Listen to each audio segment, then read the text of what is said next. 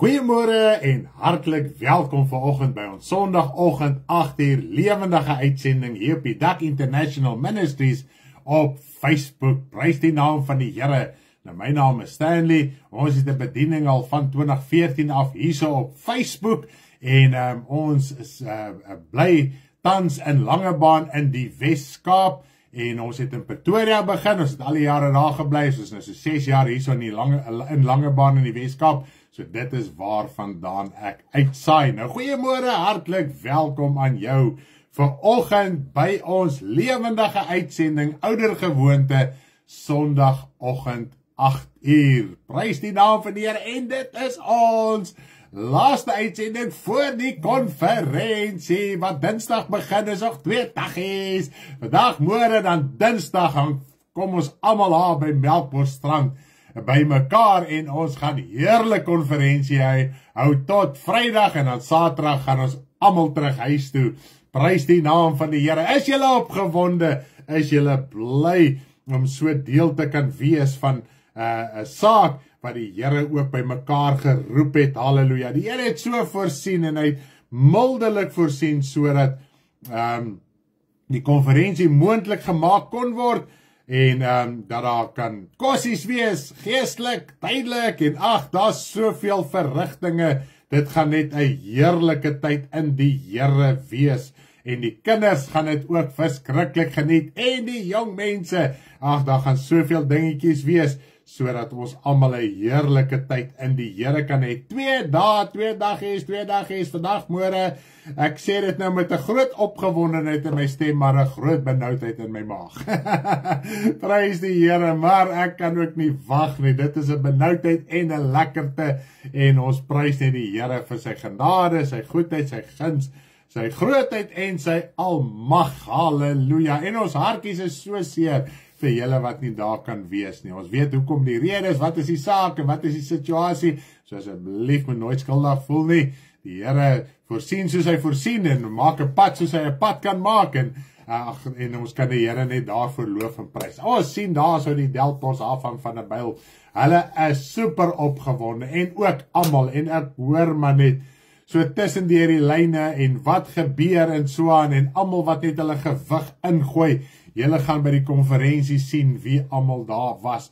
En ek wil nie nou op die lig uitsonderings maak nie, maar ek kan vir jou sê, tot gister nog, dit is nou 'n ander probleem, tot gister nog het ons gesukkel. Gam en Ancient, hulle werk hard aan Loetswil om seker te maak, hulle kan soveel mense as moontlik by die konferensie kry, en tot gister het hulle nog met 'n groot transportprobleem gesit. Hulle het eers dit opgelos gehad, toe die oplossing breek toe weet hulle wat se kant toe nie, toe is daar nog 'n oplossing, en nou ja, nou lyk my daar's nou 'n finale oplossing.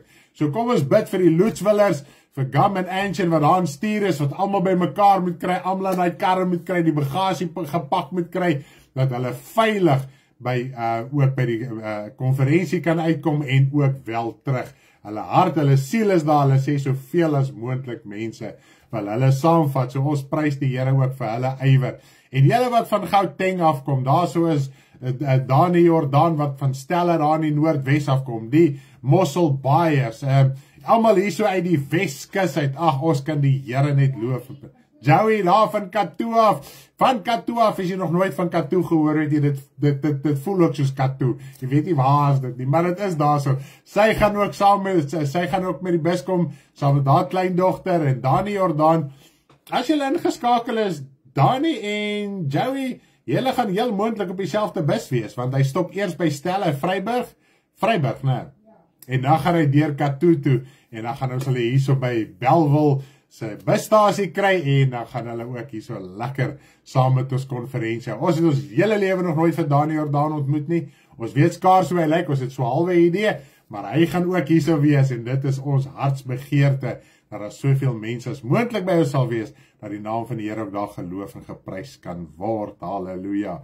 Nou ja, soos julle kan sien, 2 daaroor, en ek wil net gou hierso op die skerm kom, en net hierdie 2 dagies vir ons afhaal, dat hy ons nie die hele tyd hierso plan nie.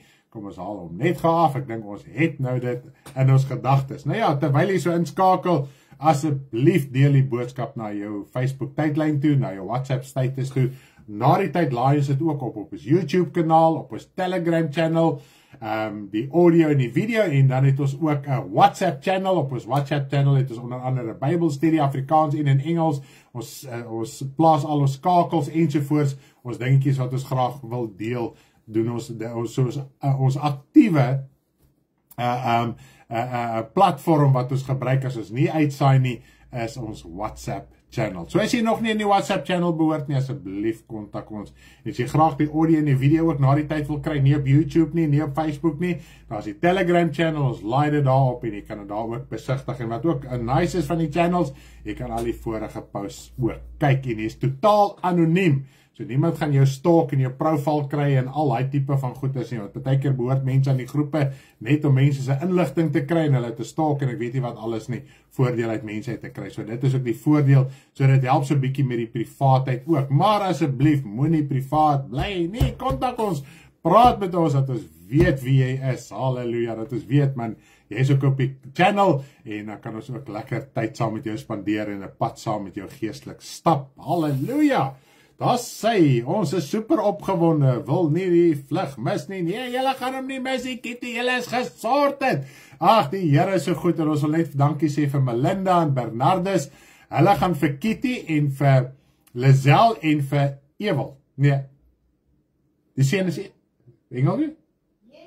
Ewald, ja, dis Lizelle se seun, Kitty se kleinkind, hulle gaan hulle lughawe toe vat, en as dit die wil van die Here is, gaan Melinda hulle ook kry, om hulle terug te vat na hulle huis toe. Ag, so dit het ook vir ons uitgewerk, ons het nie geweet, hoe gaan ons daai plaasmense hierso kry, en op die lughawe, dis die eerste keer dat hulle almal vlieg, Lizelle, ek dink Kitty het al gevlieg, Lizelle en Ewald, en hulle is super opgewonde, en klein Ewald was nog nooit sy lewe by die see nie, so ja, ons gaan hulle geniet en opkuier, so ek hoop julle is reg daar, so uit Stofberg uit in Mpumalanga, dis daar naby Middelburg, van Melinda en Bernardus hulle bly, halleluja.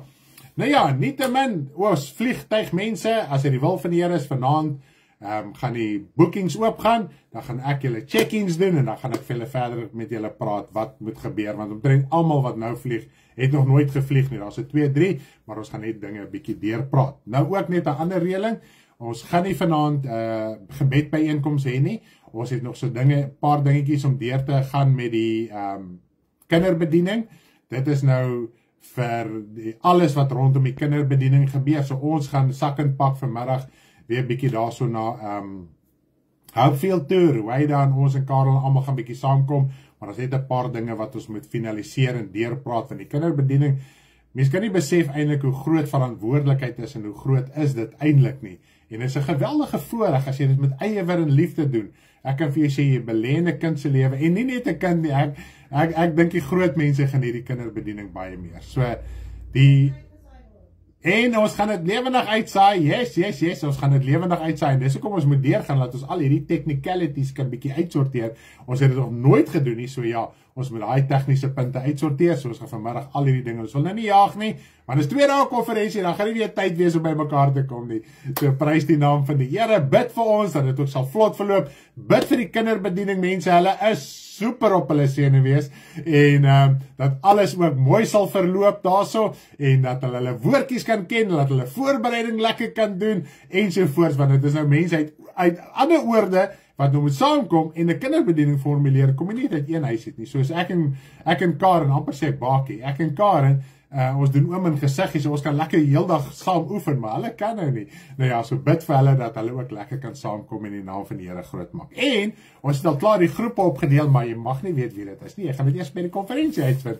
So die groepe is super exciting, ons gaan groepe hê op die konferensie, julle gaan lekker saamwerk, in die kombuis gaan julle saamwerk, julle gaan laaste aand 'n lekker opvoeringkie doen, ja, prys die Here, en dan gaan ons ook so die afsluiting hê, as dit die wil van die Here is, Vrydag aand met jou opvoering, halleluja, moenie te veel stres nie, dit gaan net 'n lekker te wees, ons wil lag, ons wil in die Here ons self net geniet, en dit is waaroor die hele konferensie gaan. Daar sê, dit is nou alles afgehandel. Nou ek gaan vanoggend ons laaste deel doen oor afval en herlewing. Nou ek gaan vandag hoofsaaklik fokus op die hele saak van herlewing. Ja, voordat ons daarby gaan uitkom, gaan ons eers oopmaak met gebed. Ons gaan nie vanoggend nagmaal hê nie. Ons sal eers weer na die konferensie, soos wat die Here wil, sal ons julle op hoogte hou wanneer ons weer nagmaal hier op die lig sal hê. Daar sê. Hemelse Vader, ons kan U net loof en prys en eer en verheerlik vir die genade, die groot en barmhartigheid van U. Selfs in hierdie week het ek gelees, selfs in Jeremia, as ek dit nie mis het nie, maar het hy ook gepraat van, soos wat Jonas sê, ek het geweet, U is 'n God groot van goeie tierenheid en barmhartigheid, en een wat berou het oor die onheil waaroor U gespreek het. Vader, wat 'n voorreg. Israel het dit geweet, die feit dat Jonas het geweet, die feit dat Jeremia het geweet, daar's op ander plekke ook opgeteken. Hulle het geweet, U is 'n groot God, Vader, en weet ons dit altyd. Nie net is U groot nie, maar U is barmhartig, en U barmhartighede is nie elke dag. Dis net om vir ons te verstaan, dis nie dat U slaap in die aand soos ons en dan wakker word nie, U is altyd wakker, maar vir ons is dit nie, Vader, en ons moet vandag weer verstaan, U barmhartigheid in ons lewe is nie. As ons voel, Here, die dag van gister was vir ons te veel gewees, ons kan dit nie hanteer het nie, nou moet ons net weet en verstaan, vandag is U barmhartigheid weer nie. Dit begin weer nuut, Vader, halleluja, en so moet ons barmhartigheid teenoor mekaar en teenoor alle mense nuut wees vandag, want omdat U Gees in ons hart is, moet ons U gesindheid hê, ons moet U gesindheid uitleef, ons moet vergeet van die dinge wat in die verlede is, soos Paulus sê, ek vergeet van die dinge wat agter is, en ek strek my na dit wat voor is. Wat lê vir ons voor? Die ewige lewe, Vader, die redding, die verlossing in Jesus Christus, halleluja. O, ewige Vader, ons wil U loof en prys. U Seun het vir ons gesê, ons moet U kom vra. Hy gaan nie namens ons vra nie, en hoe sukkel ons met hierdie saak in ons lewe. Ons bid tot Jesus. Jesus, sal U hy dit vir my doen? Jesus, sal U dat vir my doen? Nee, Here Jesus, U het gesê, ons moet die Vader vra. U is nie die deur, ons moet in U naam die Vader vra, want die Vader self het ons lief, en ons gaan die ewigheid saam met die Vader ook spandeer, en saam met U, Here Jesus, maar in die hemele gaan U nie meer die middelaar wees nie, want die Vader gaan ons, hy gaan die trane van ons oë afvee, hy gaan ons vertroos, en ons gaan in ewigheid in sy alomteenwoordigheid wees, Vader, op die nuwe hemel en die nuwe aarde, wat U besig is om te skape, die nuwe Jerusalem, waarmee U besig is, halleluja, die hemels en die stad Sion, halleluja, by die feestelike vergadering van die regverdiges, by die 10.000 van engele, by U, by die lewende wesens, by alles wat ons nie nou kan sien nie, maar ons verlang, ons hart verlang daarna toe, maar tog is ons benoud. Vader, gaan ons dit maak, gaan ons lewe dit kan uitsorteer, maar tog is dit 'n verlange, en omdat ons nie weet nie, is daar onsekerheid baie keer, en ek wil bid dat U ons gaan help, dat ons werklik waar kan seker wees, maar tog die benoudheid help ons, om op ons tone te bly, sodat ons lewe met U kan regmaak. Vader, ek bid ook vandag, dat U, Here, die konferensie wat voor lê, daar so opgewondenheid, Vader, elke keer as iemand bel of kontak, hulle is opgewonde, mense kan nie wag nie, hulle kan amper nie slaap nie, die tassies is al gepak, die dinge is al reg in plek. Ek wil bid, Vader, dat U ons werklik waar gaan help, dat niemand teleurgesteld sal wees nie, maar dat almal deur U, Vader, halleluja, in hulle harte uitgesorteer kan wees tot eer en verheerliking van U koninkryk. Dat die verwagting wat hulle het, Vader, dat U dit sal ontmoet en dat 'n bevryding, verlossing en redding sal plaasvind van siele. Dis al wat ons wil, dis al wat ons wil sien, dis al wat ons begeer. Selfs U kinders baie keer sit met raaisels en knope en dinge in hulle lewe, wat hulle terughou en wat hulle nie halter om nie vorentoe te beweeg nie, wat hulle vrymoedigheid steel, en so wil ons bid dat U ons gaan help, ook hierdie konferensie, dat hierdie sake ook uitgesorteer kan word, Vader. Ek wil ook bid vir vanoggend se diens, dat U my sal help, dat ons vanoggend, Here, tot eer en verheerliking hierdie boodskap kan bedien en kan uitleef en kan predik, en Vader, want ons weet weer eens vanoggend, ons verkondig dit nie net aan mekaar nie, en dit is uiters belangrik, dis waar die evangelie gaan, sodat ons los kan kom, dat siele gered kan word, hulle wat U nog nooit aangeneem het nie, dat hulle gered kan word, maar ons weet ook, terwyl ons U bedien, almal in die hemele, die bose geeste magte van duisternis in die lig, Satan homself, die engele almal hoor hierdie woord en boodskap vanoggend.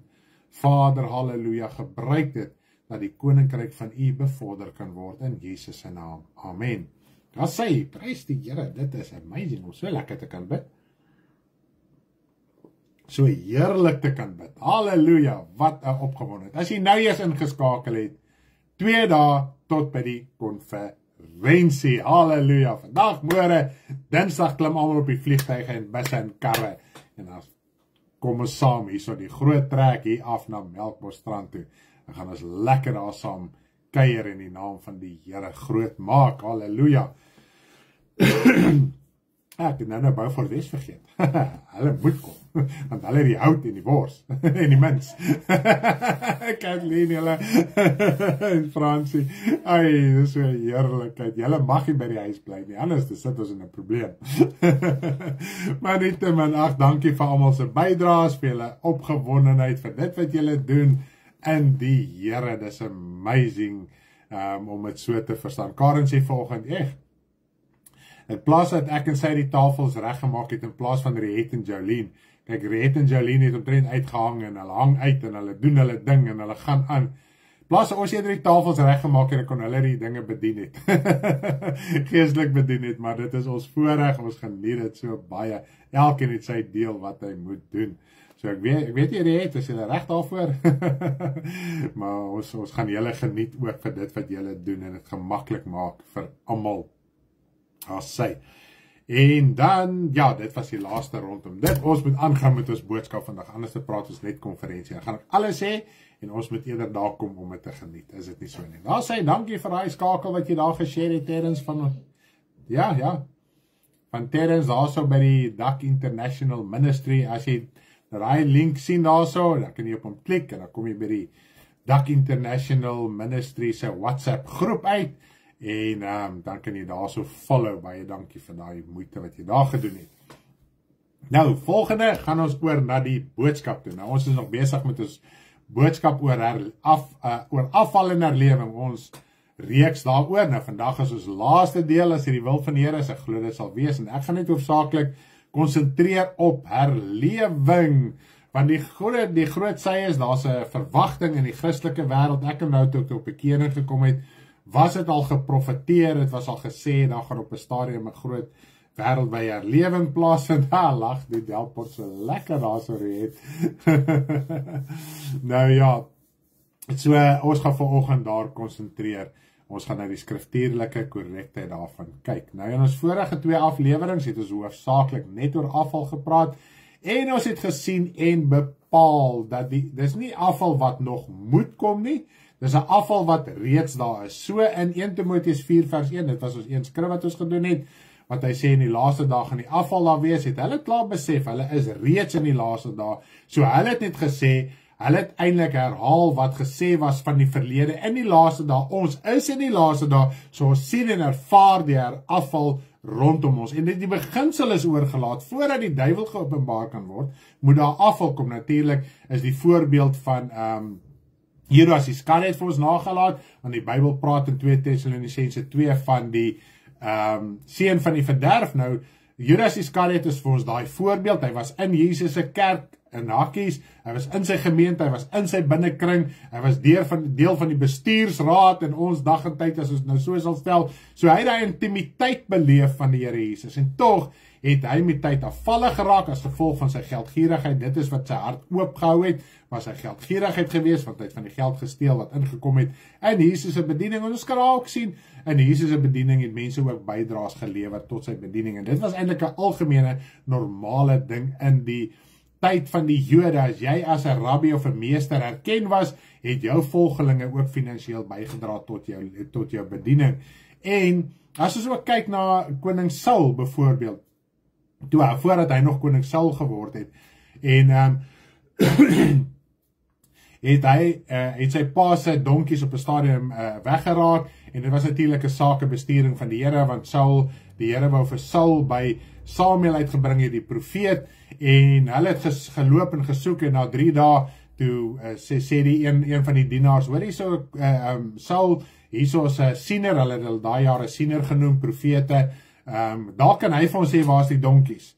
Toe sê Saul, maar wat het ons vir hom te gee? Wat kan ons vir hom gee, wat kan ons vir hom aanbied, as om net te gaan en te sê, ons soek 'n profetiese openbaring?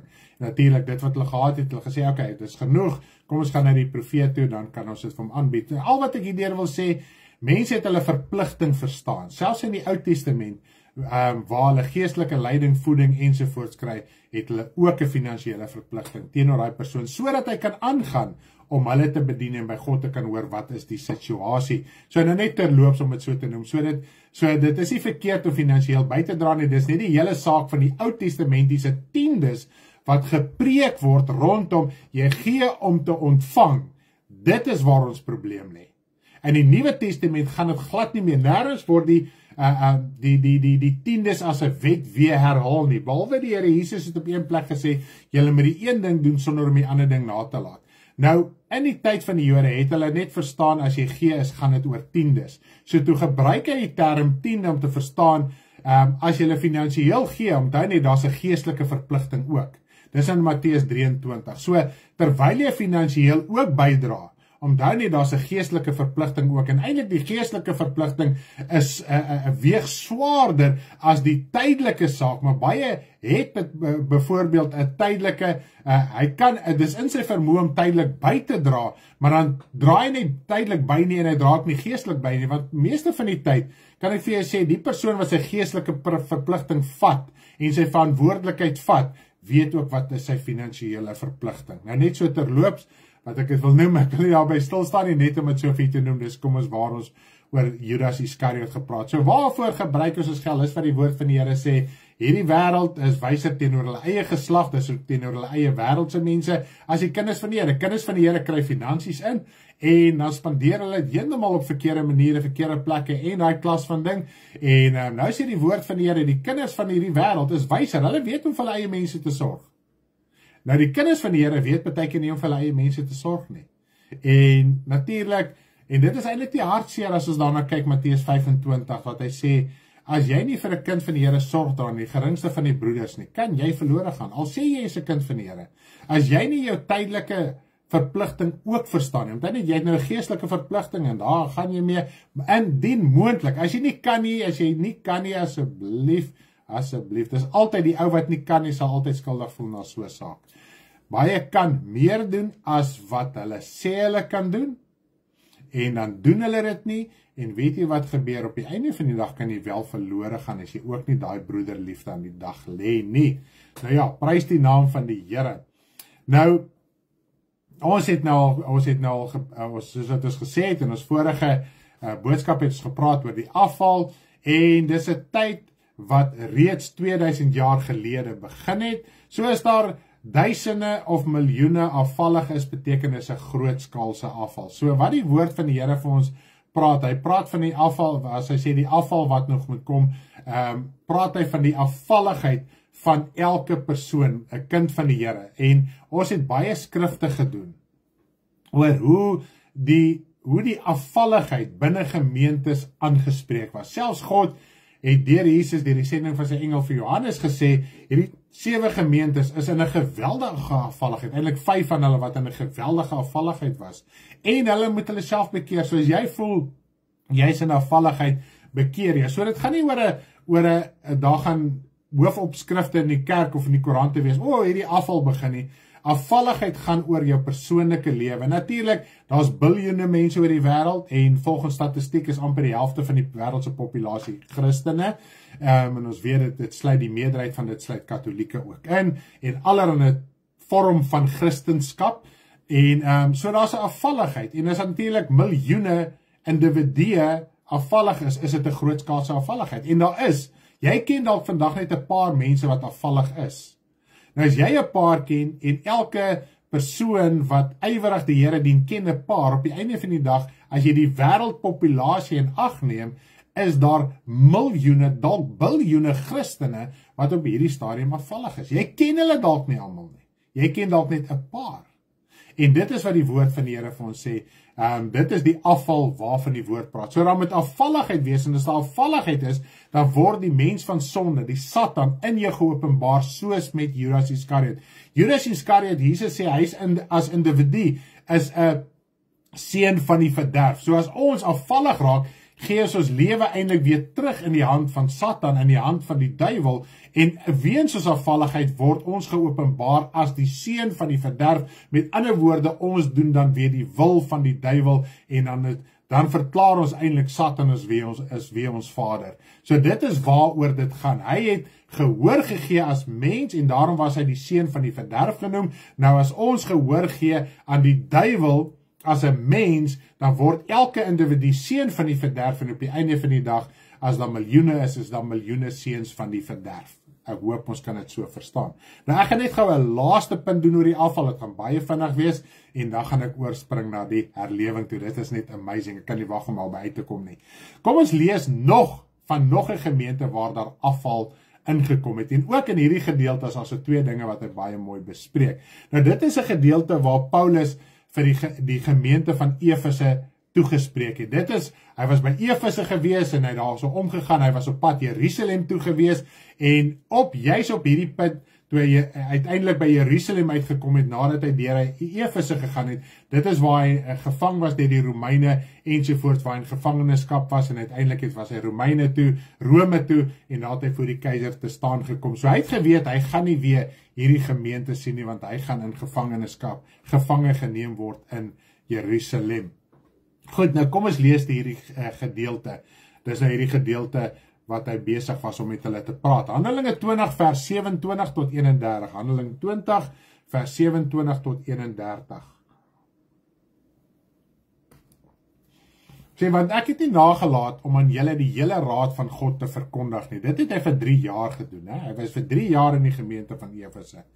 Gee dan ag op julleself en op die hele kudde waaroor die Heilige Gees julle as opsieners aangestel het, om as herders die gemeente van God te versorg, wat hy deur sy eie bloed verkry het.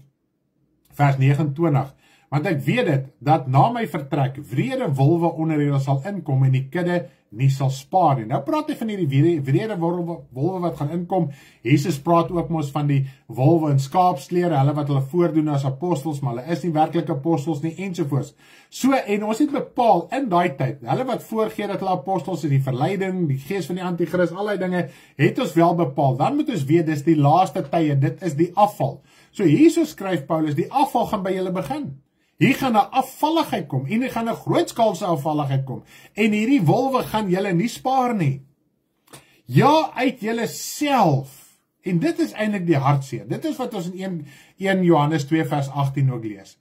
Die antichriste, hulle wat hulle rig teen die waarheid van die evangelie draai, dan dit gaan nie oor dit gaan nie net oor die persoon wat heeltemal wegval van die geloof nie, dit gaan hoofsaaklik, as ons kyk na al die skrifte van afvalligheid, gaan dit oor hulle wat hulle rig op die waarheid draai, maar hulle is nog steeds besig met die Christelike geloof, met die gedaante van godsaligheid, hulle preek nog die evangelie, hulle is ywerig besig met die evangelie, selfs die gemeente, hierdie spesifieke gemeente van Efese, toe God met hulle gepraat het in Openbaring 2, toe die Here vir hulle gesê, julle laaste werke is meer as julle eerste werke, maar daar's een probleem by julle.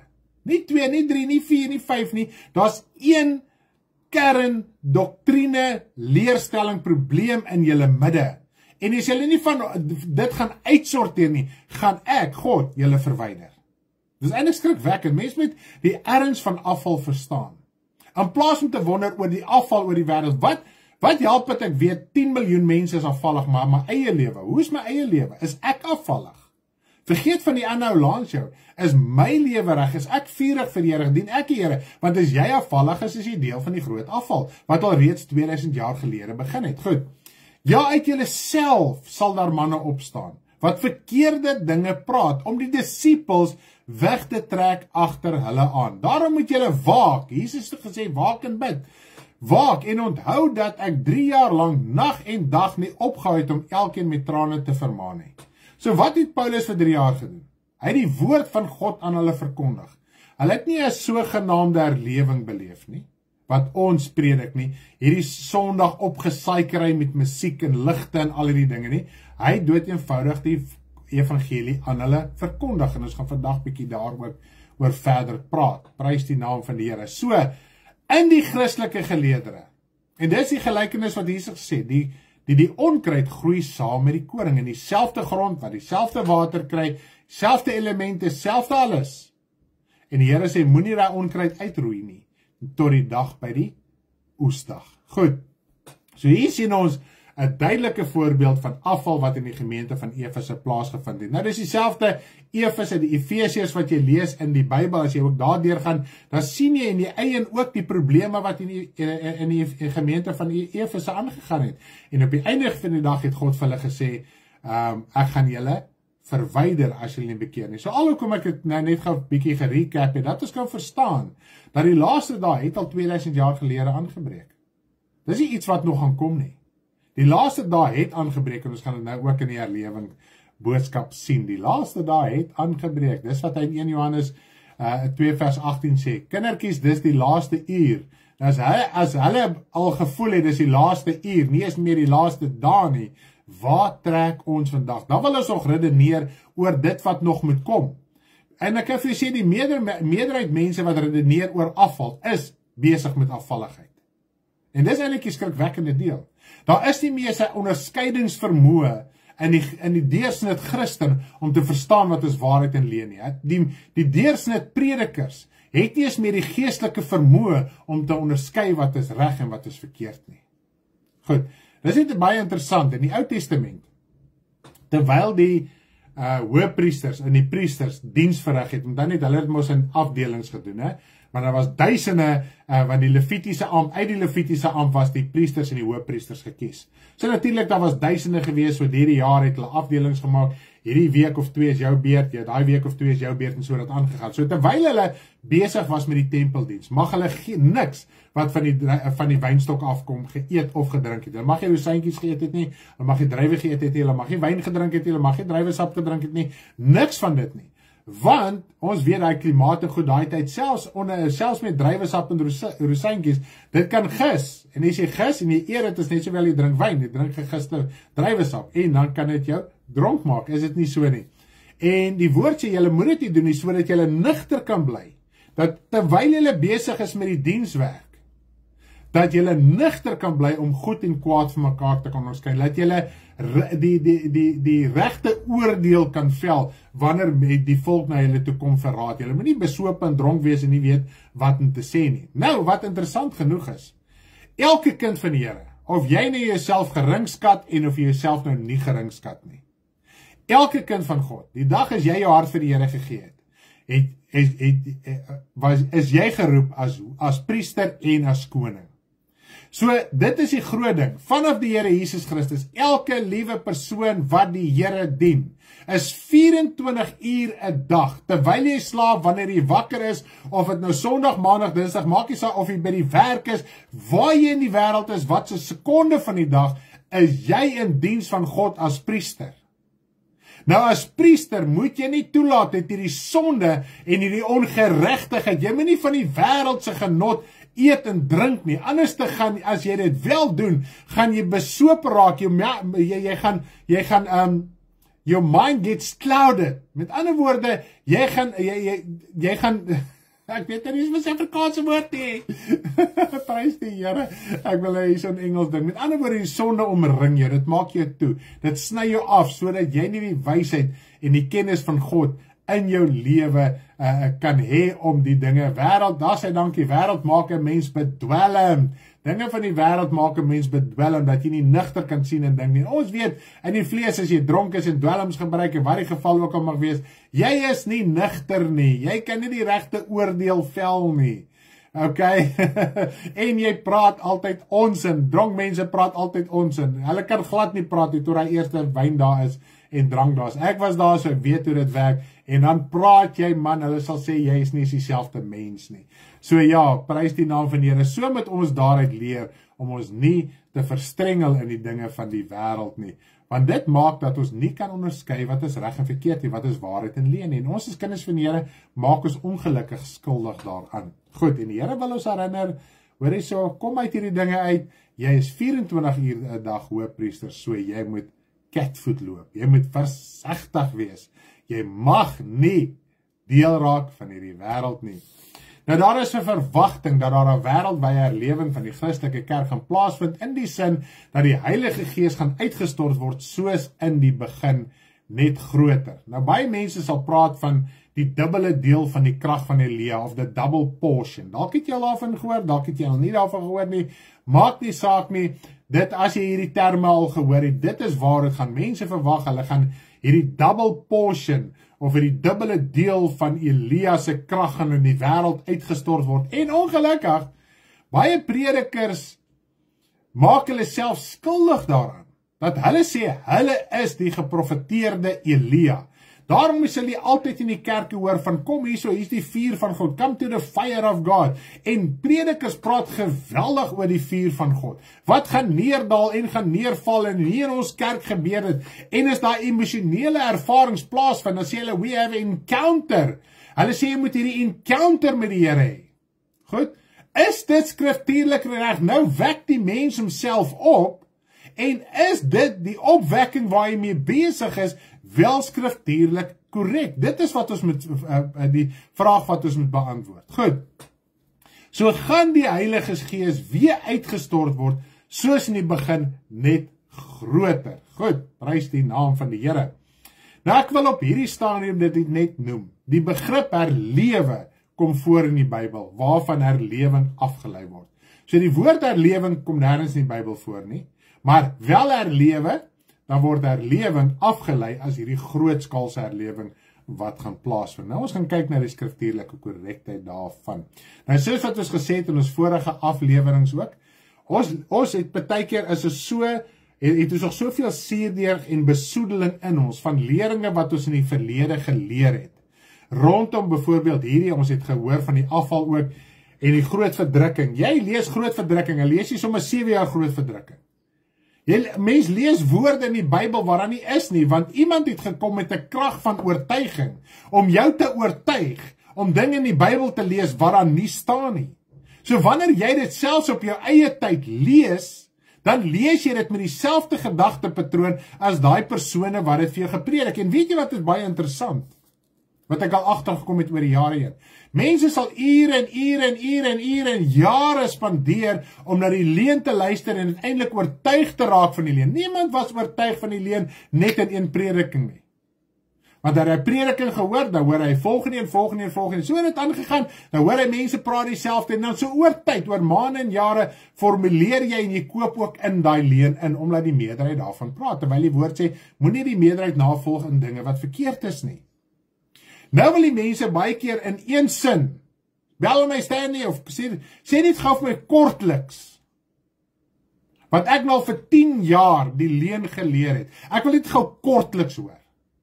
Want die woord van die Here sê, die evangelie is baie keer moeilik om oor te dra, omdat die mens traag geword het om te hoor. Die mense is nie traag om die leuen te hoor nie, maar die mense is traag om die waarheid te hoor. Die waarheid van die evangelie. As jy hoor die leuen, hy herhaal elke preek presies dieselfde met 'n ander skrif. Nou ons met die waarheid bly herhaal, sodat die leuen in ons verwyder kan word. Goed? Nou hy prys die naam van die Here. Kom ons gaan voort. So baie keer lees ons, as ons lees van herlewe of uitstorting van die Heilige Gees, of wat die geval ook al mag wees, dan sien ons, okay, dit is hoe dit staan. En dit is 'n groot sy van die saak. En ek sê dit baie keer. As ek nou met, kom ons sê, 'n professor van een of ander universiteit gaan sit van teologie, wat kom ons sê nou al 30 jaar doseer. En ek en hy gaan oor sekere kennispunte in die Bybel praat. Gaan hy my onder die grond in redeneer. Het jy dit geweet? Want hy het kennis, hy het letterkennis.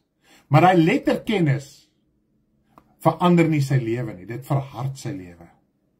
So die groot sy van die saak, die enigste manier, hoe God se woord, wat hy vir ons sê, soos 'n vuur is, soos 'n lig is wat skyn, is wanneer ons die woord, verstaan eerder 5 verse in die Bybel, en pas dit van harte toe.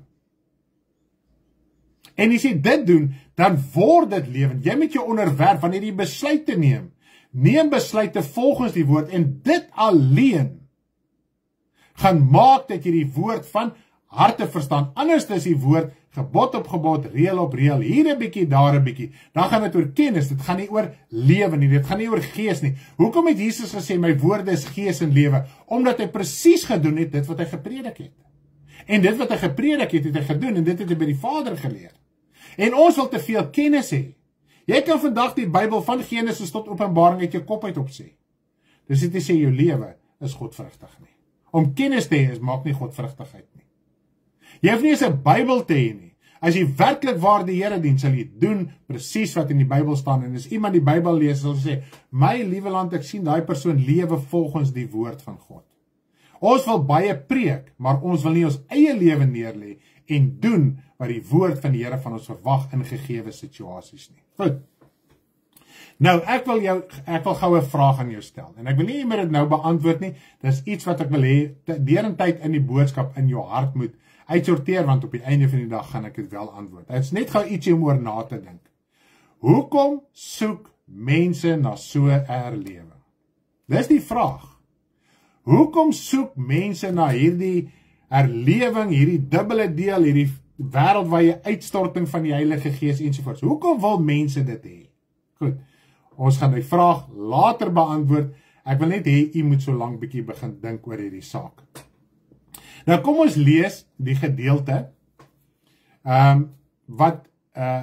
waar Petrus gepreek het. Dit was nou met die uitstorting van die Heilige Gees. Die Heilige Gees is klaar uitgestort. Hulle begin tale praat en die mense het gesê en met hulle begin spot en gesê hoor julle is dronk.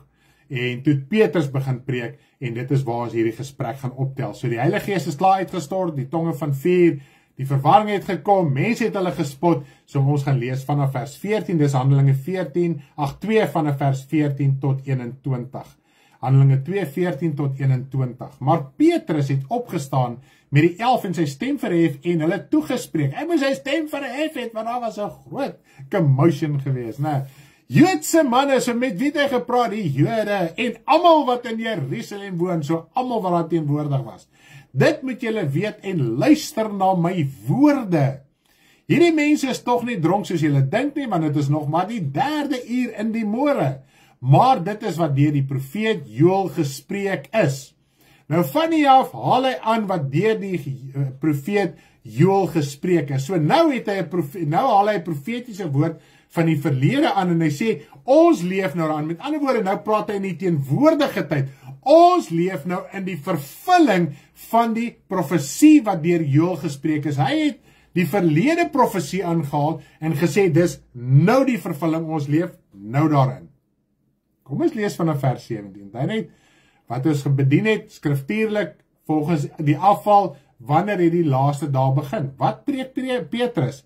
En in die laaste dae spreek God. Hy het nie verwys na 'n toekoms vorentoe nie. Hy het gesê, dit wat Joël gesê het, is nou die laaste dae. Dis, ons beleef dit nou, tans, hierso waar julle my nou aanhoor, 2000 jaar gelede van ons af. Toe die laaste dae reeds begin, so dit was al reeds die vervulling van die profesie van Joël. Kom ons lees aan, ek sal my gees uitstort op alle vlees, en julle seuns en dogters sal profeteer, en julle jongelinge sal gesigte sien, en julle ou mense sal drome droom. En dit het gebeur sedert die uitstorting van die Heilige Gees. Daar selfs in Handelinge, selfs die dogters van Filippus, hy het 5 dogters gehad en al 5 was profetesse. Daar was profete gewees, mense het drome gehad. Daar's vir ons opgeteken soos byvoorbeeld Petrus wat hierdie visioen gehad. Selfs Paulus het die Here op een plek geroep deur 'n visioen ensovoort. So ons sien dit het wel al reeds in vervulling begin kom. Goed, so die laaste dae het 2000 jaar gelede begin.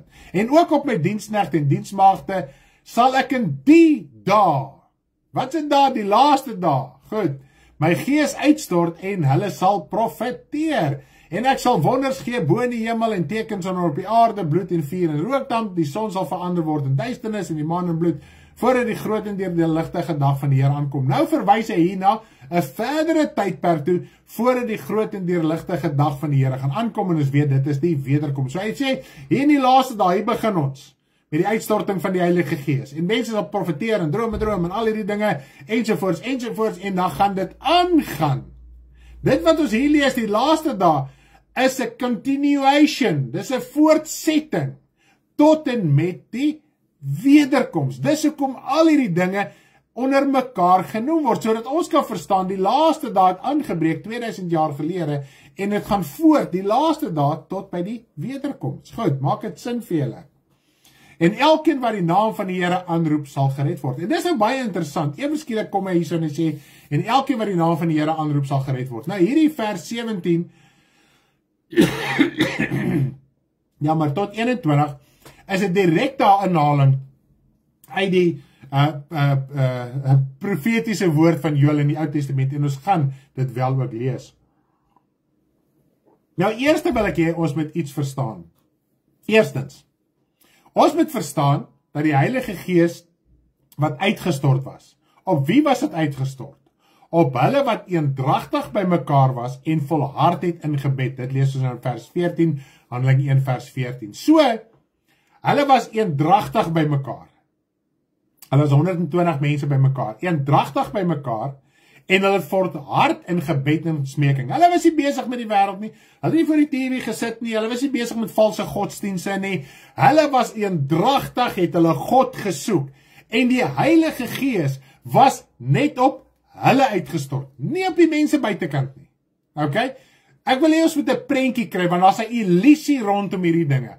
Soos dit daai, wow, almal die Heilige Gees ontvang. Nee. Hulle wat Godvreesend was, hulle wat gehoorsaam was aan die roepstem wat die Here Jesus het gesê het, gaan wag in Jerusalem. Dit was die apostels wat eendragtig en die disippels wat eendragtig saam was. Hallo Bobbiekie, hoe gaan dit met Bobbiekie? Bobbiekie kom kuier vir ons. Sy gaan ook so 'n bietjie vandag. Kom sê hulle vir die mense. Kom sê hulle. Kom op pad toe. Kom. En wys almal mooi lyk Bobbiekie. Kom wys gaan vir die mense. Daar's Bobbiekie. Hallo mense. Kyk hoe mooi peertjie. Hallo. Prys die Here. Hallo my sê kom vat. Sy is 'n bietjie skaam skugter, so ja, die week konferensie toe gaan kom. Julle gaan vir Bobbiekie lekker opkuier. Halleluja. Sy lyk so 'n bietjie skugter, maar sy tussen mense is baie opgewonde. So, kom ons vat net eers 'n slukkie water. So, die Heilige Gees was net op hulle uitgestort. Nie op die res nie, inteendeel, wat het die res gedoen? Die res het hulle gespot. Okay? So, hulle wat op baie stadium sy harte nie voorberei was nie. Hulle wat op baie stadium nie voor God gewag het nie. Die Heilige Gees was nie op hulle uitgestort nie. Inteendeel, hulle het gespot oor die werking van die Heilige Gees, want hulle het nie gesê nie. Hallo baba, ag jy het dit nog af, jene. Hallo baba, hulle is te opgewonde oor Bobbiekie. Prys die Here, Bobbiekie is letterlik 'n wonderwerk wat die Here gegee het daarso. Nou ja, ons loof die Here net daarvoor. So hulle was nie besig met die wêreld. Die mense buite was besig met koop en verkoop en dan net wat was Paasfees, dit was wat sê ek Paasfees, Pinkster gewees en die fees van die weke. So dit was 'n tyd van hustle en bustle en handel dryf en al hierdie tipe van goed. So die mense buite was besig met hulle wêreldse dinge elke dag. En toe die Heilige Gees uitgestort, hulle wat afgesonder was, hulle het die Heilige Gees ontvang. Hulle wat voor God was, het die Heilige Gees ontvang. En die res het nie verstaan nie, want hulle was besig met die wêreld. Waarom is hierdie dronk mense besig? So uiteindelik gespot met die werking van God se Heilige Gees. So daar's 'n illusie wat in ons lewe moet begin val. Dat ons hierdie suurdeeg waar ons mee groot geword het, uit ons lewe uitkry. Anders te gaan ons die woord die heeltyd verkeerd verstaan en dit gaan gebod op gebod, reël op reël wees. Goed. Okay, daarso. Nou die res. Wat sê Petrus op die einde in vers 21? Wat moes die res gedoen het? Die res, hy sê, die res moet hulle bekeer. As jy die naam van die Here aanroep, sal jy gered word. So, hulle wat buite is, hulle wat nie deel was van hulle wat die uitstorting op baie oomblik ontvang het nie. Hulle moet nou kom en die naam van die Here aanroep, soos wat die apostels en die disippels dit al vir 10 dae lank gedoen het. Want Jesus het na 40 dae opgevaar, hy het gesê, gaan wag in Jerusalem, dat julle aangedoen word met krag, en dit was 'n 10 dae tydvak. Hulle het nie geweet, hulle gaan 10 dae wag nie. Hulle was in gehoorsaamheid daar gewees. En glo my, as jy nie weet wat jy doen nie, kan 'n dag soos 'n week voel. En 'n minuut kan soos 'n uur voel. So hulle was voor God gewees. Hulle was afgesonderd van die wêreld. Nou die wêreld buite wat nie besig was met God nie, hulle moet nou begin die naam van die Here aanroep. En wat leer ons verder. Kom ons lees verder in Handelinge 2 vanaf vers 38. Toe die mense begin sê, nou wat moet ons doen? Soos wat Petrus nou gepreek het, en sê hulle, wat moet ons doen? Om dit ook te ontvang, die belofte, dit wat julle het. Wat moet ons doen om dit te ontvang? Kom ons lees Handelinge 2 vanaf vers 38 tot 43. En Petrus sê vir hulle, bekeer julle. En laat elkeen van julle gedoop word in die naam van Jesus Christus tot vergewing van sondes en julle sal die Heilige Gees ontvang. So jy kan nie die Heilige Gees ontvang sonder bekering nie. So dis 'n besluit wat jy moet neem. Petrus het gespreek onder die krag van die Heilige Gees, onder die leiding van die Heilige Gees. En het gesê wat julle moet doen, julle moet 'n besluit maak om julleself te bekeer en te doop en so sal julle die Heilige Gees ontvang. Nie noodwendig in daai orde nie. Want op baie plekke in die Nuwe Testament sien ons mense wat hulle bekeer het, het dadelik die bewys dat hulle die Heilige Gees ontvang het, was dadelik daar gewees en hulle was toe later met water gedoop. Ek wil nou nie op die teologie ingaan nie, ek het Bybelskoollesse wat ek het breedvoerig uiteensit. Goed? So dis nie, jy bekeer jou, jy laat jou dood, dan op 'n stadium ontvang jy die Heilige Gees nie. Nee, om nou is die hele Bybel. Daai tyd moes die hele evangelie nog ontwikkel. En omdat hulle nog uit die Ou Testamentiese tyd gekom het, daar's dinge wat moes uitwerk en God moes dit vir hulle lewend maak en hulle moes sekere dinge ervaar en sien en beleef sodat hulle dit aan ons kan oordra met sekerheid. Nou kan ons dit verstaan. Die dag as jy jou hart vir die Here gee, ontvang jy die Heilige Gees, jy word gedoop met die Heilige Gees, jy word gevul met die Heilige Gees, want sonder die Heilige Gees kan jy nie tot bekering kom. Sonder die Heilige Gees het jy nie gawes nie. Sonder die Heilige Gees is jy niks, het jy die liefde van God, jy het niks in jou lewe nie. Dis dieselfde Heilige Gees waarin al die gawes is, die liefde van God, die oorwinning, die verlossing, die bevryding, alles is in een Heilige Gees. Daar's nie verskillende Heilige Geesse nie. Goed. Nou sê hy vir hulle, bekeer julle, nommer 1.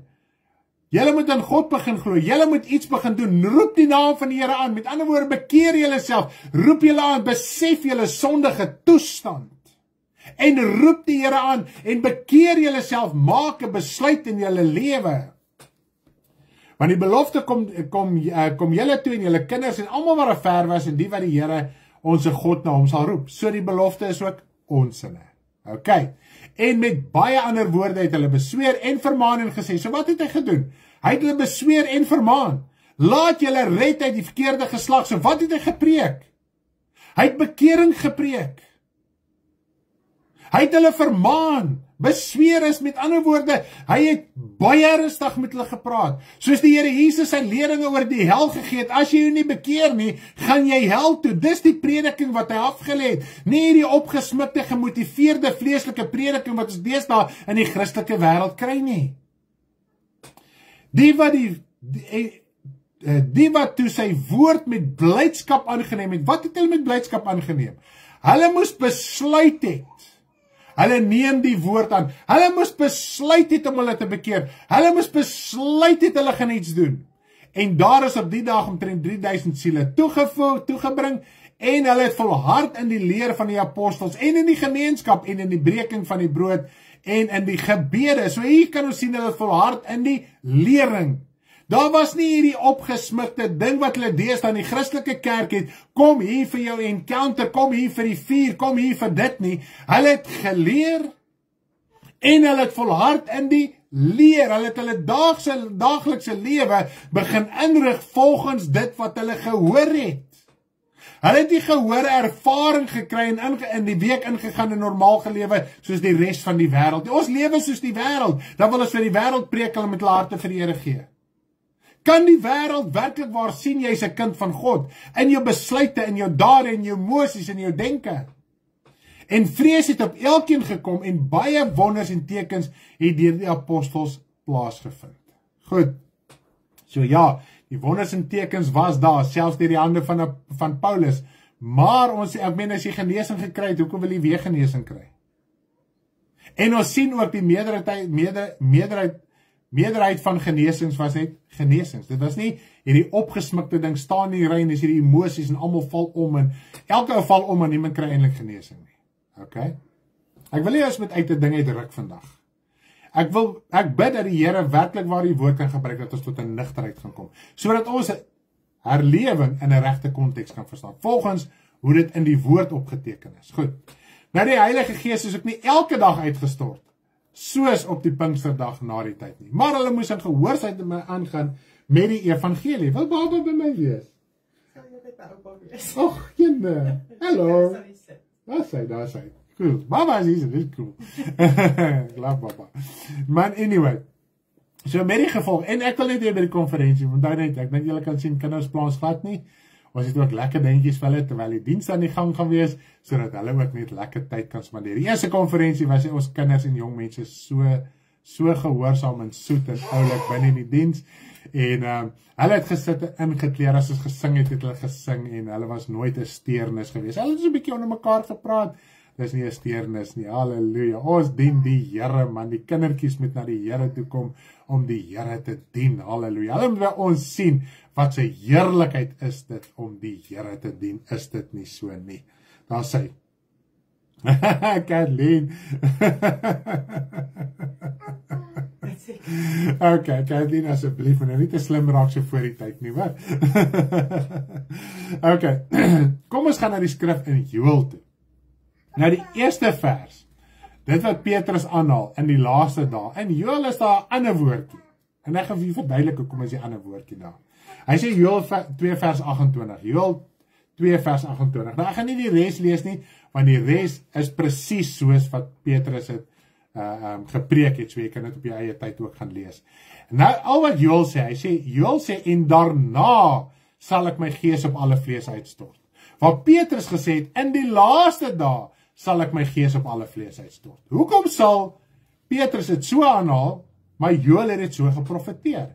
Nou ons gaan daarna kyk, hoekom daarna?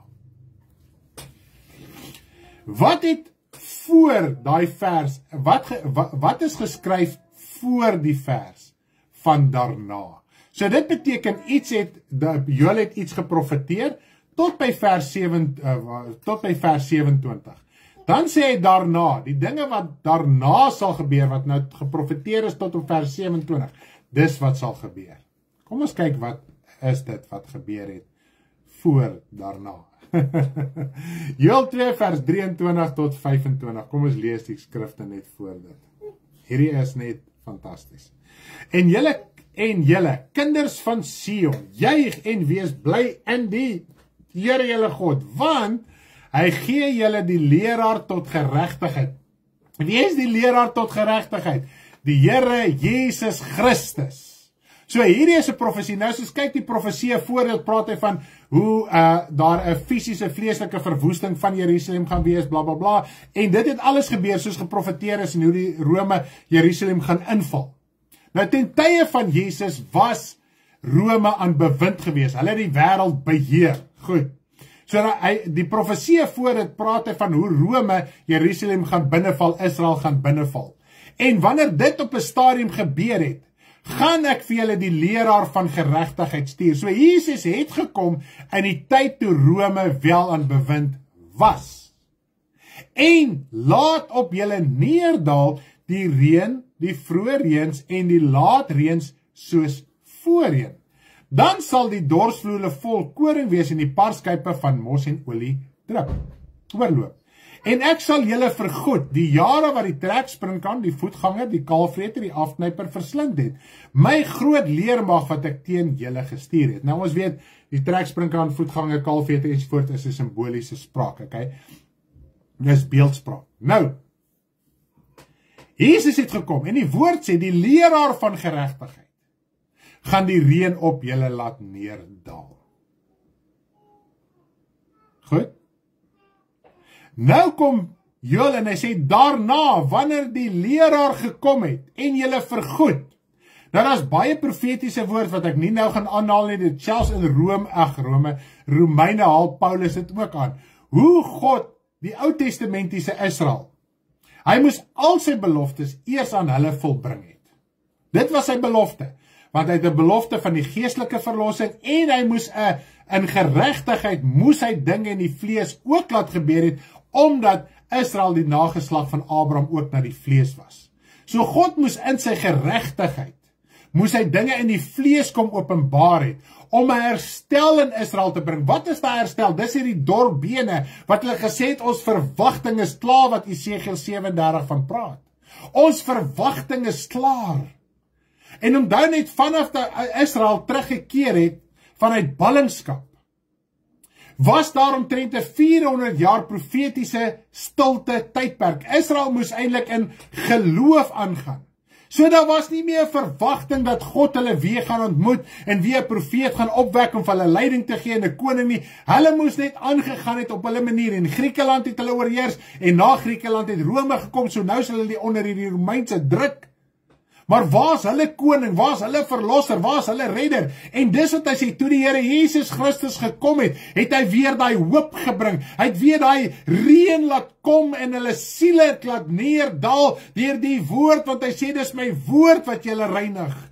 Die woord van God is soos water gewees vir Israel. Hulle was in hierdie droogte, hulle was in hierdie dorheid, hulle bene was dor gewees, daar was nie meer 'n verwagting van verlossing en redding nie.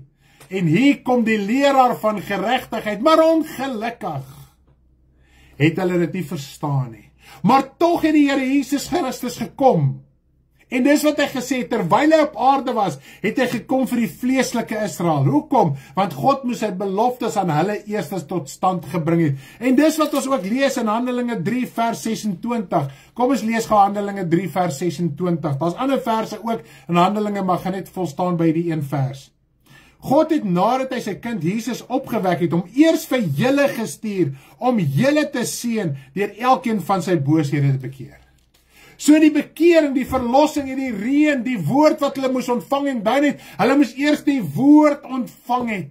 Hulle moes eers die woord aangeneem het. Hulle moes eers hulle hart oopgemaak het vir die reën van God, halleluja, sodat hulle siele bekeer kan word, halleluja, dat hulle siele gereinig kan word deur die woord. En dis wat die Here Jesus vir sy disippels sê, julle sal rein deur die woord wat ek tot julle gespreek het. Want die apostels en die disippels het dit aangeneem. Hulle het die woord aangeneem, so daai reën het hulle siele kom benat. Hulle het vrug begin oplewer. En natuurlik, wat het gebeur? Wat sê die Here deur die diens van Joël? Daarna, nadat die leraar van geregtigheid by julle was, en ek het al my vleeslike beloftes vervul, ek het vergoed, ek het julle kom genees, ek het julle duiwels kom uitdryf, ek het vir julle weer hoop gegee, die woord sê, en het 'n lig opgegaan in Israel, halleluja, en die lig was die Here Jesus Christus, maar hulle het hom nie aangeneem, die handjievol, die oorblyfsel het hom wel aangeneem. En ook duisende daarna, nadat die Heilige Gees uitgestort word, na die reën gekom het, daarna stort ek my Heilige Gees uit. Nou ongelukkig hierdie skrifgedeelte oor die reën, dis die skrifgedeelte wat aangehaal word, wat sê dat die reën nog moet kom. En dit word gekoppel aan die skrif in Sagaria 10 vers 1, en ek wil net vir ons die skrif in Sagaria 10 vers 1 ook lees, ek gaan nie meer baie lank lees nie. Bid tot die Here om die reën, in die tyd van die laatreëns. Die Here maak die weerligte, en hy sal aan hulle stortreën gee, plant op die veld aan iedereen. Dis juist hierdie stortreën wat uitgesonder word. Ek sê ja, die laatreëns was daar, dis wat nou Petrus geprofeteer het in Joël, maar as 'n stortreën. Hierdie profesie Sagaria was Ou Testament. Hy het 'n verwagting, God wil 'n verwagting in Israel begin skep het. Later in Sagaria lees jy ook van die leraar van geregtigheid gaan kom. Hy wat hierdie olyfberg, die berg van korrupsie, deur genade gaan wegsluit. Hy wat die olyfberg gaan split.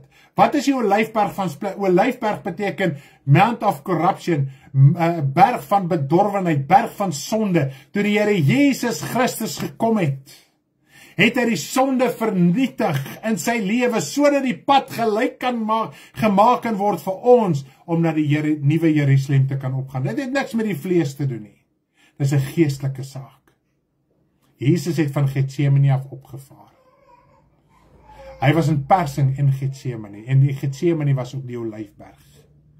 Dis waar hy split gekom het, sodat die pad gelyk gemaak kan word, dat ek en jy nou kan uitkom by die nuwe Jerusalem. Is dit nie amazing nie?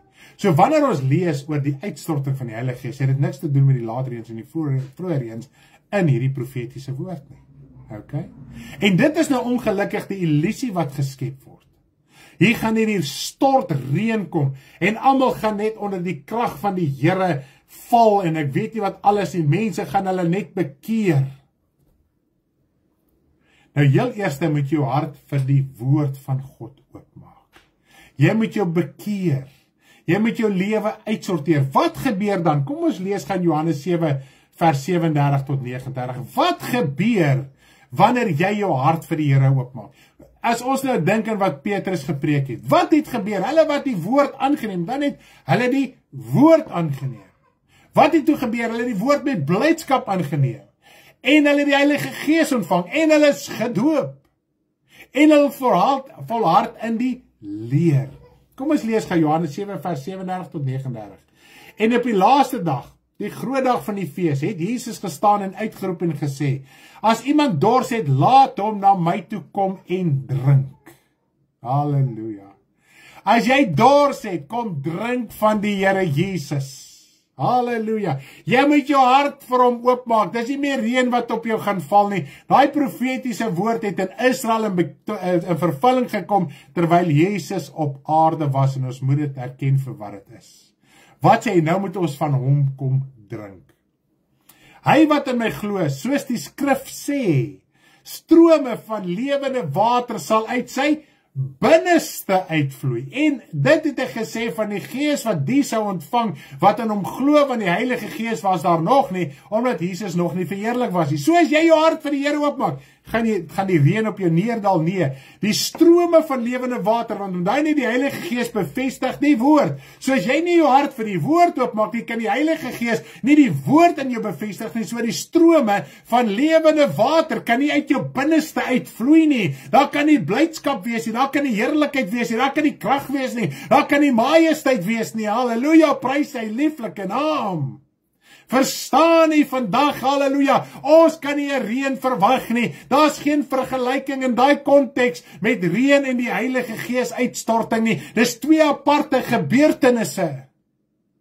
Nou sê hy, as jou hart vir die woord oopmaak, hoe maak jou hart oop? Jy bekeer jou, jy erken die woord is die waarheid. Jy erken die woord is heilig en rein en jy's 'n sondige mens. Verkoop onder die sonde, verkoop onder die ongeregtigheid. Jy is verlore, jy is op pad hel toe. Herken dit vandag, maak jou lewe oop voor die aangesig van die Here. Dat hy strome van lewe, die Heilige Gees, die woord in jou lewendig kan maak, kan bevestig dat jou lewe kan verander. Wat moet daarna gebeur? Ons moet volhard in die geloof. Ons moet volhard in die leerstelling van waarheid. Daar gaan nie meer die emosionele ervaring wees nie. Ek het nooit ooit weer in my lewe die ervaring gehad die dag van my bekering nie.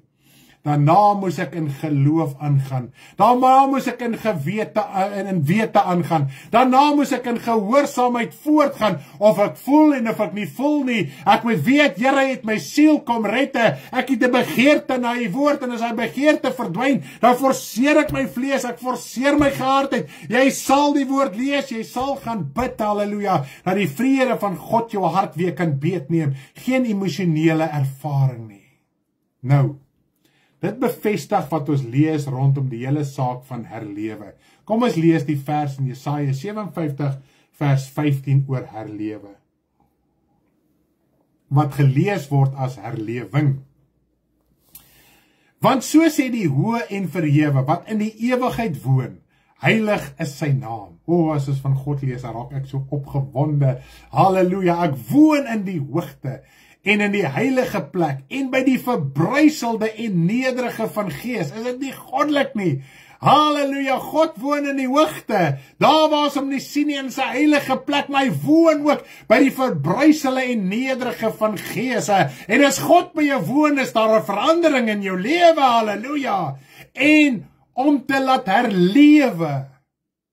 die gees van die nederiges, en te laat herlewe die hart van die verbruiseldes. Met die uitstorting van die Heilige Gees was die apostels voor God, hulle was nederige, halleluja, hulle was verbruiseld, hulle was afhanklik, hulle het God gesoek, halleluja. Toe kom die Heilige Gees op die oomblik wat deur God bestel was, en hy laat hulle siel herlewe, nie die siele daar buite nie. Hulle wat voor God was, hulle wat verbruiseld was, hulle wat God gesoek het, en dan net hulle was in vrees en benoudheid daar gewees. Hulle was in angstigheid, hulle was voor God gewees, hulle het nie geweet wat om te verwag nie, want Jesus is weg, wat gaan nou gebeur? So hulle was in hy diepe afhanklikheid, hulle was nie besig met die wêreld nie. Hulle was nie besig met die leerstellings van die fariseërs en die sadduseërs en die owerpriesters nie. Hulle was afgesonderd van alles, en God kon hulle daar ontmoet het, en hulle hart het herlewe. Nie die res nie, die res het gespot. Selfs hulle, na die prediking van Petrus, wat hulle hart vir die woord opgemaak het, wat herlewe, die meerderheid het nie herlewe nie. Individue het herlewe. En dit is die illusie van die Christelike kerk. Kom ons kom terug by ons aanvanklike vraag. Hoekom soek die mense na so herlewing? Want die mens wil nie homself bekeer nie. Dis asof hy wil hê God moet hom forceer om hom te bekeer. God gaan nie jou forceer nie. God is nie soos die duiwel wat sonde in jou afforceer nie. God trek jou, en hierdie bediening is deel daarvan. God trek jou, as jy afvallig geraak het, kom terug na die Here toe. Bekeer jou, jy gaan nie daai reën kry, jy gaan nie daai ewer skielike ding kry, jy gaan die oggend opstaan, en jy is hierdie nuwe mens nie. Jy moet jou bekeer, jy moet effort insit, jy moet moeite insit, jy moet volhard, jy moet werk in die evangelie. Daar's werke van die geloof, daar's werke van geregtigheid. Selfs Johannes die Doper sê, gaan dra die vrug wat by die bekering pas. Ons het 'n persoonlike verantwoordelikheid. En as jy 'n woord verwerp, selfs as kind van die Here, as jy 'n woord verwerp, dan kan God se gees nie jou lewe bevestig nie, want God se gees gaan nie in jou lewe 'n ding bevestig wat teenstrydig is met sy woord nie. En daarom baie keer is ons in 'n toestande wat ons verwerp die waarheid van God se woord. Nou praat ek nie eens vir die sonder wat nog nie eens die woord aangeneem het nie. Ek praat nou met jou as kind van God. Dit is waar die afvalligheid inkom. 'n woord gaan uit Paulus sê, het ek julle vyand geword deur die waarheid aan julle te verkondig. Voorheen het julle my aanvaar as Jesus as 'n engel. Julle is julle oë uitgepluk het, uitgegrawe het om vir my te gee. Dis die liggaamlike toestand wat Paulus by hulle aangekom het, stikkend geslaan al. 3 maal skipbreek gebly, 5 maal met 39 houe geslaan. Halleluja, prys die naam van die Here. Hy's met stokke geslaan, gestenig. Hoe moes sy liggaam gelyk het as ou man al?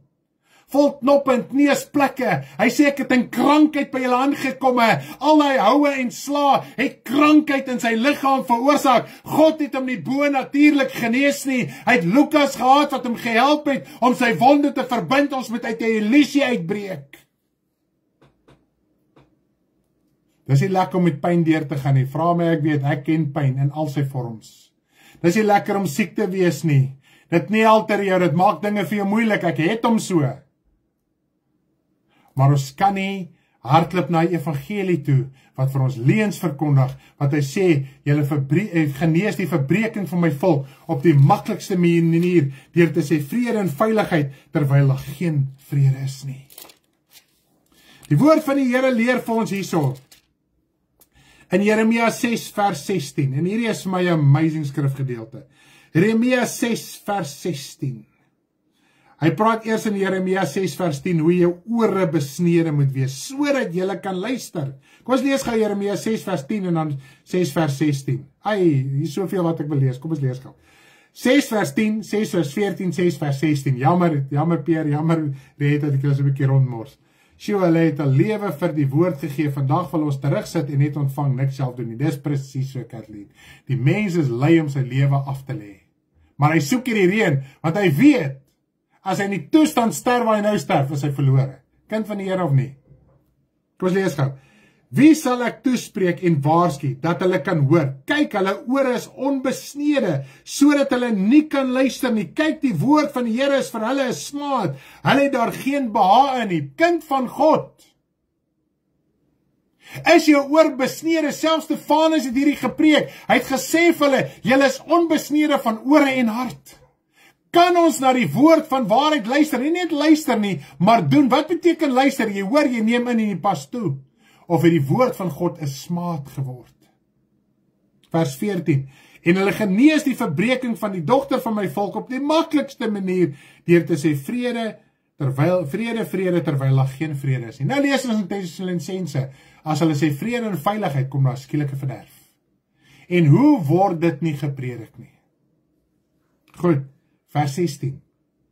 So spreek die Here, staan op die weë en kyk en vra na die ou paaie, waar tog die goeie weg is, en wandel daarin, en julle sal rus vind vir jul siel, nie vir jou aardse liggaam nie. Maar hulle het gesê, ons wil daarin nie wandel nie. En die vrouens was in die voorpunt van hierdie saak. Maar omdat die mans nie op hulle plek was nie, het die vrouens oorgevat. Satan het by Eva ingekom, Satan kom by die vrou in, en verlei hulle agter 'n valse evangelie, omdat die mans nie op hulle plek was, om die vrouens leiding te kon gegee het nie. Hulle sê op 'n plek vir Jeremia, is ons sonder die medewete van ons mans hierso? Man, is jy op jou plek, of sit jy agteroor en sê, 'n vrou mag nie bedien nie. Ek gee nou nie om die vrou, of die vrou nou waar of vals is nie, dit is nou irrelevant. As jy op jou plek was daar dalk nie 'n valse vrou op die platform nie. Maar ek dank God vir vrouens wat die waarheid kan aanneem, wat bereid is om daaraan te onderwerp, dit te gaan uitleef, dit te respekteer, sodat die waarheid uitgedra kan word. Nou, 'n laaste gedagte, ek wou nie oor bedien het nie. Ek het die notasie gehad, maar ek het dit uitgevee. Maar ek moet daaroor bedien, jammer daarvoor, dis 'n laaste gedagte. Almal wat hierdie reën verwag. En dit koppel aan 'n herlewing. Kom ons lees gou. Hier is my rowwe een om te lees en te bedien, maar gaan vir hom doen. As hy gaat ons. Openbaring 11. Moenie my nou te veel vra hierso nie, hoor, as kan ek by konferensie lekker deurpraat. En 'n riet soos 'n stok is aan my gegee, en die engel het gestaan en gesê, staan op en meet die tempel van God en die altaar en die wat daarin aanbid. Maar die voorhoof buitekant die tempel moet jy uitlaat en dit nie meet nie, want dit is aan die heidene gegee en hulle sal dit 42 maande lank vertrap. En ek sal my 2 getuienis gee dat hulle die met sakke bekleed 1260 dae lank sal profeteer. En hulle is die 2 olyfbome en die 2 kandelaars wat voor die God van die aarde staan. En as iemand hulle wil beskadig, gaan daar vuur uit hulle mond en verslind hulle vyande. As iemand hulle wil beskadig, moet hulle op dieselfde manier gedood word. Hulle het mag om die hemel te sluit. En ek wil hê ons moet op vers 6 let. Ons het mag om die hemel te sluit. Het ek gesê waar ons uit lees? Openbaring 11 van vers 1 tot waar ook al. Sluit. Sodat daar in die dae van hulle profesie geen reëns val nie. En hulle het mag oor die waters, om dit in bloed te verander. So. En my aarde tref met allerhande plaas, so dikwels as hulle wil. En wanneer hulle getuienis volëindig het, sal die dier wat uit die afgrond opkom, teen hulle oorlog voer, en hulle oorwin, en hulle doodmaak. En hulle lyke sal lê op die straat van die groot stad, wat geestelik genoem word, Sodom en Gomorra, waar ook ons Here gekruisig is. En mense uit volke, stamme en tale en nasies sal hulle lyke 3,5 dag lank sien, en nie toelaat dat hulle in die graf gelê word nie. Die bewoners van die aarde sal verheug wees oor hulle en sal mekaar geskenk gestuur, omdat die 2 profete die bewoners van die aarde gepynig het. Prys die Here. Hallo Witty oupa. Sy sing Witty, sweetie oupa. Ons sien hier die 2 getuies. Die woord van God sê, ek het gelees tot vers 10. Hulle bedien in sakke klere. Sy kan aangaan, maak nie saak nie. Sy bedien in sakke klere. Hulle bedien in sakke klere. Dit is nederigheid, vernedering. Nie flamboyant, nie dit wat die kerk sê nie, nie die groot goed is wat die kerk opsmik, hoe groter en hoe meer flamboyant jy is, en hoe meer in aansien jy is, nou is gee guns by God, en hoe meer besittings jy het en so aan nie. Die twee getuies werk nie so nie. Johannes die Doper het nie so gewerk nie, Elia het nie so gewerk nie, almal soek die dubbele deel van Elia. As jy dit soek, dis die dubbele vernedering dan van Elia. Dit is nie skriftuurlik korrek nie, maar as ek uit jou mond uit moet praat, is jy bereid om nog minder in die vlees te hê as Elia? Is jy bereid om nog meer verag te word as wat Elia en Johannes die Doper, want Johannes die Doper was die vervulling van die profesie van Elia, nie jy nie. Okay? Nou sê hy, hulle het mag om vuur. Wat is die mag? Wat is die vuur? Dit is die woord van God. Die Here sê vir Jeremia, my woord in jou is soos vuur en dit sal jou teestanders verteer. En as jy kyk na Jeremia se lewe, hoe meer hy geprofeteer het, hoe erger het die vervolging teen hom gekom. Hoekom? Want die woord het hulle verteer, die woord het hulle oortuigings waar hulle mee besig was, verteer, dit het die gedagtes aan die lig gebring, as jy vat die Here Jesus ook, hoe meer hy die sonde en die ongeregtigheid aan die lig gebring het van die skynheilige fariseërs, hoe meer was hy in die vlees vervolg gewees. Jeremia 5 vers 14, daarom so sê die Here, die God van die leerskare, omdat julle hierdie woord spreek, kyk, ek maak my woorde in jou mond, 'n vuur in hierdie volk hout, en dit sal hulle verteer. Dit sal hulle verteer, dit sal hy oortuiging verteer, dit sal hulle leerstelling verteer. Hulle weet wanneer die waarheid aan die lig kom, hulle leerstelling kan nie staande bly nie, daarom vervolg hulle jou, want sy leerstelling kan nie bly staan teen die leë nie, al voel jy stap daar weg en jy het niks bereik nie. God se gees bevestig die waarheid. Nou sê hy, daar sal geen reën val nie. Dis skrikwekkend. Ons moet onthou, die Bybel praat van die twee getuies. Byvoorbeeld, as ons vat Johannes die Doper en Jesus. Daar was 'n tyd gewees van voorbereiding. Beide Johannes die Doper en Jesus het 30 jaar gevat. Johannes die Doper, God het hom 30 jaar voorberei om 6 maande te bedien. God het vir Jesus 30 jaar voorberei om 3,5 jaar te bedien. So selfs vir die twee getuies, daar's 'n voorbereidingstydperk. En nêrens gaan jy nie nuusopskrifte waar kan lees, dat dis nou die aanvang van die 3,5 jaar, hier begin die tyd van die twee getuies, en die vertrapping van die Christelike kerk nie. Die waarheid nie. Alhoewel die vertrapping al 2000 jaar in die gang is, alles gaan op 'n klimaks kom. En in hierdie tyd, dis wat die woord selfs in die Ou Testament sê, hulle gaan soek na die woord van die Here, maar dit gaan nie meer daar wees nie. Ons moet nou ons bekeer, suiwer op die bediening van die woord. Hulle wat besig is met die leuen, jy wat met die waarheid besig is, jy gaan aangaan. Dit gaan jou staande hou in hierdie tyd. Dit gaan die tyd wees waar die merk van die dier geïmplementeer gaan word. Daar gaan nêrens 'n bord wees sê nou 3,5 jaar nie.